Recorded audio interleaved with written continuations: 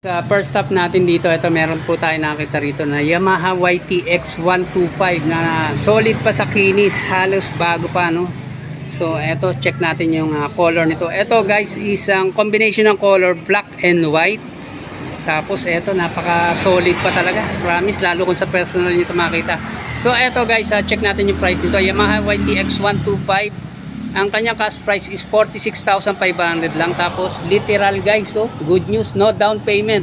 Ang malupit, meron ka pang 1 month advance. Oh, biro mo, yun lang ang ano, no.